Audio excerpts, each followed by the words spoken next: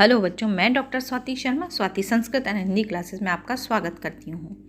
आज हम नीति शतक का 8वां श्लोक पढ़ेंगे। अभी तक हम मूर्ख पद्धति पढ़ रहे थे। अब मूर्खता को पहचान लेना भी एक बहुत बड़ी कला होती है। तो अब हम 8वां श्लोक पढ़ेंगे। पढ़ने से पहले आप लोग क्या कीजिए, जो बच्चे नए आए हैं वो चैनल को सब्सक्राइब कर लीजिए। अच्छा लगे तो चैनल को लाइक कीजिएगा, शेयर कीजिएगा और कमेंट्स तो आप लोगों को देने ही हैं। तो चलिए पढ़ना शुरू करते हैं।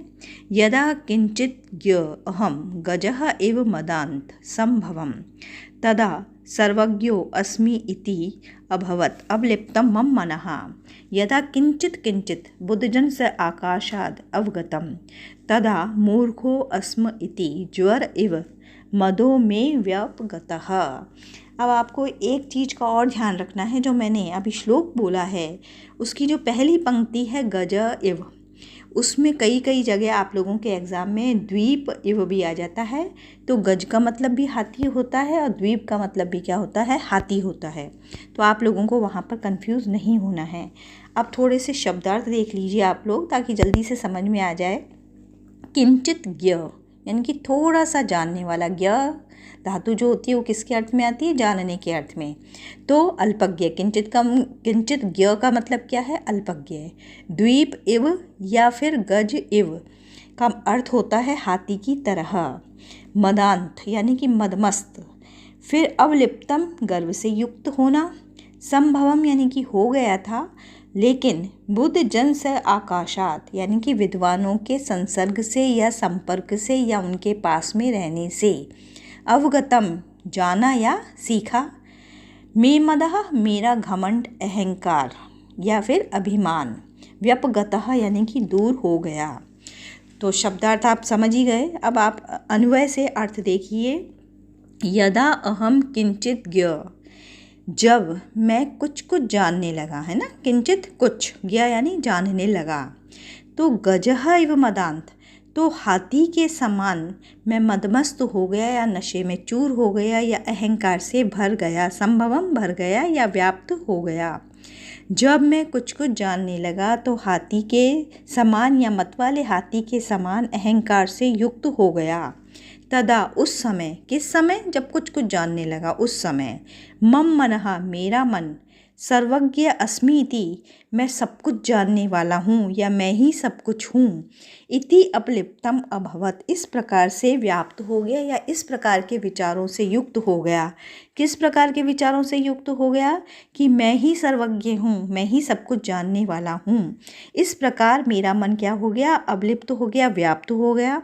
यदा परंतु जब बुद्ध जन से आकाशात, विद्वानों के, बुद्ध किसको कहेंगे हम, विद्वान व्यक्तियों को, विद्वान लोगों के सकाशात यानी कि साथ में जान बैठा। तो किंचित किंचित अवगतम, तो मैं थोड़ा जानने लगा।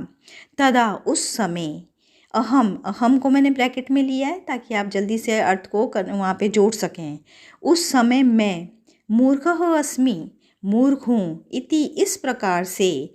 मे मदः मेरा जो ज्वर था, कौन सा ज्वर, मद वाला यानी कि अहंकार रूपी जो बुखार था। एव व्यपगतः दूर हो गया या फिर चला गया। कहने का क्या मतलब है कि जब मैं अल्पज्ञ था यानी कि थोड़ा जानने वाला था, तब मैं मदमस्त हाथी के समान मदांत हो गया। मदांत का मतलब अहंकार से युक्त हो गया और गर्व से यानी कि घमंड से मैं मन ही मन में ये सोचने लगा कि मैं सर्वज्ञ हूँ यानी कि सब कुछ जानने वाला हूँ। परंतु जब मैंने विद्वानों के साथ में बैठा और कुछ सीखना प्रारंभ किया, तब मुझे पता चला कि अरे मैं तो मूर्ख हूँ। इस प्रकार विद्वानों के समीप बैठने से उत्पन्न जो ज्ञान हुआ, उससे क्या हुआ, मेरा जो अहंकार रूपी बुखार था वो समाप्त हो गया। बहुत सीधा अर्थ है, लेकिन फिर भी एक बार आप अन्वय से अर्थ को वापस से देखिए। यदा अहम किंचित ज्ञ, जब मैं कुछ जानने लगा। गजः इव मदान्तः हाथी के समान मतवाला होकर के अहंकार से संभवम युक्त हो गया। तदा मम मनः उस समय मेरा मन, सर्वज्ञ अस्मि मैं सब कुछ जानने वाला हूँ। इति इस प्रकार से अवलिप्तम अभवत व्याप्त हो गया यदा बुद्धजन सकाशात। परंतु जब मैं विद्वानों के संसर्ग में बैठा या संपर्क में बैठा या पास में बैठा तो किंचित किंचित अवगतम, तो कुछ कुछ जानने लगा। तदा उस समय अहम, अरे मैं तो मूर्खः अस्मि, मूर्ख हूँ।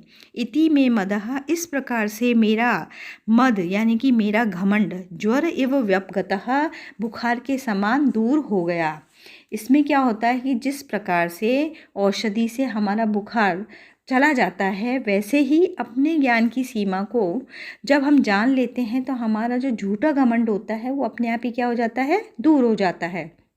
और अपनी अल्पज्ञता को यानी हम जो थोड़ा बहुत जानते हैं उसको पहचानना क्या है, ज्ञान की दिशा की ओर ले जाने के लिए हमें आवश्यक होता है। और इसीलिए बच्चों कहते हैं कि सत्संगति बहुत ज़रूरी है। अच्छी संगति से ही हम अच्छे ज्ञान को प्राप्त कर सकते हैं। अब इसमें कौन सा छंद है, शिखरिणी छंद है। ये विशेष मैंने आपको बता ही दिया है कि हमें अपने आप को पहचानना चाहिए, हमें घमंड में चूर नहीं रहना चाहिए, बल्कि हमें क्या करना चाहिए, अपनी अल्पज्ञता को पहचानना चाहिए। क्योंकि ज्ञान की कोई सीमा नहीं होती, कोई उम्र नहीं होती, उसको हम जितना सीखेंगे उतना ही आगे बढ़ेंगे। तो सत्संगति हमारे लिए क्या है, हर चीज़ सत्संगति से ही संभव होती है। मुझे लगता है आपको ये श्लोक समझ में आ गया होगा। और इस श्लोक को पढ़ने में वैसे भी बहुत आनंद आते हैं। इसके बाद में भी जो श्लोक आएंगे वो बहुत ही अच्छे श्लोक हैं, तो आप ध्यान से पढ़िए और अच्छे अच्छे नंबर लेके आइए। एग्ज़ाम में सबको अच्छा अच्छा सही करके आना है। धन्यवाद।